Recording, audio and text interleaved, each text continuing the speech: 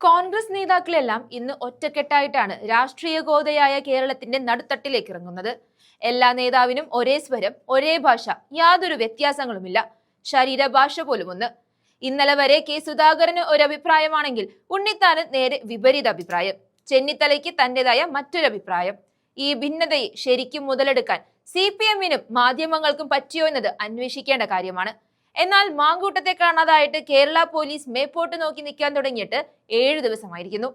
ഇത് പറയാതെ വയ്യ. ഇന്നിപ്പോൾ അടച്ചിട്ട മുറിയിൽ വാദം 1.5 മണിക്കൂർ നീണ്ടു നിൽക്കുന്ന സമയം. എന്തും സംഭവിക്കാമെന്നിരിക്കെ നേതാക്കളെല്ലാം ഞങ്ങൾ അവനെ പുറത്താക്കിയിരിക്കുന്നുവെന്ന് ഒരേ സ്വരത്തോടെ പറഞ്ഞു. അവിടെ എല്ലാം കൊണ്ടും മുന്നിൽ നിന്ന് ഞങ്ങളിതാ ബ്രഹ്മാസ്ത്രം പ്രയോഗിക്കുന്നു, പുകഞ്ഞ കൊള്ളിപ്പുറത്ത് അഥവാ മാങ്കൂട്ടത്തെ കോൺഗ്രസ് പുറത്താക്കിയിരിക്കുന്നുവെന്ന് പറയാതെ പറഞ്ഞു കഴിഞ്ഞു. അതിനപ്പുറത്ത് ഒരു ചോദ്യമോ പറച്ചിലോ ഇല്ല. പക്ഷേ മറ്റൊന്നുണ്ട്. മാങ്കൂട്ടം മാത്രം പോയാൽ പോരാ. മാങ്കൂട്ടത്തിനോട് സ്നേഹവും അടുപ്പവും ഉള്ളവരും കാത്തു നിൽക്കേണ്ട, നോക്കി നിൽക്കേണ്ട. നിങ്ങളും പുറത്താണ്.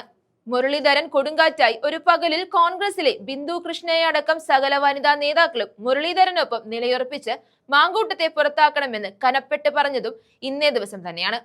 അതായത് മാങ്കൂട്ടം വിഷയത്തിൽ ഏറ്റവും അധികം പഴി കേട്ടതും ചോദ്യങ്ങൾ നേരിടേണ്ടി വന്നതും വടകരയുടെ MP-യും കോൺഗ്രസിന്റെ വർക്കിംഗ് പ്രസിഡന്റുമായ ഷാഫി പറമ്പിലിനാണ്.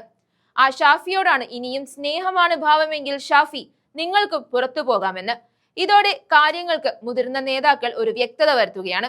കോൺഗ്രസിൽ യൂത്ത് നേതാക്കൾ കത്തിക്കയറി നിൽക്കുന്ന ഒരു സമയമായിരുന്നു ഈ അടുത്ത് മാങ്കൂട്ടം വിഷയം വരെ നമ്മൾ കണ്ടത്. രാഹുൽ ഗാന്ധി ജൻസികളെ വോട്ട് കൊള്ളയ്ക്കെതിരെ സ്വാഗതം ചെയ്യുകയും ഒക്കെ ചെയ്ത സമയത്ത് കേരളത്തിലെ ജൻസികൾ ഷാഫിയുടെ ഫാനായി മാറുന്നതൊക്കെയാണ് കണ്ടത്. ഈ യുവ നേതാക്കൾ സോഷ്യൽ മീഡിയയിലെ താരമായി മാറി. അവിടെയും മുന്നിൽ ഷാഫിയും മാങ്കൂട്ടവും ഒക്കെയായിരുന്നു.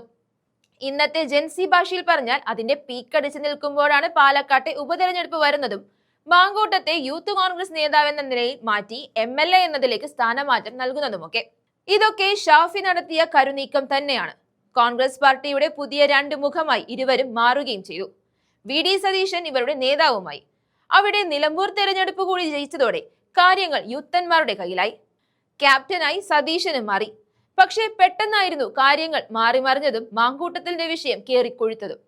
ഇതിനിടയിൽ ഷാഫി കോൺഗ്രസിന്റെ വർക്കിംഗ് പ്രസിഡന്റായി എന്നത് ശ്രദ്ധേയമായ കാര്യമാണ്. എന്നാൽ കഴിഞ്ഞ 3 മാസമായിട്ട് 38 ദിവസം അടൂരിലെ വീട്ടിൽ അടഞ്ഞിരിക്കേണ്ടി വന്ന മാങ്കൂട്ടം ഇന്നും എവിടെയാണെന്ന ചോദ്യത്തിന് ഉത്തരമില്ല. പാലക്കാട് തെരഞ്ഞെടുപ്പ് പ്രചാരണങ്ങളിൽ സാധാരണ പ്രചാരകനായി മാറി വീട് വീടാന്തരം കയറിയിറങ്ങി വോട്ട് ചോദിച്ചുകൊണ്ടിരുന്ന മാങ്കൂട്ടം കഴിഞ്ഞ വ്യാഴാഴ്ച വൈകിട്ട് 4:30 ഒരു ചുമന്ന പോളോ കാറിൽ പോയതാണ്.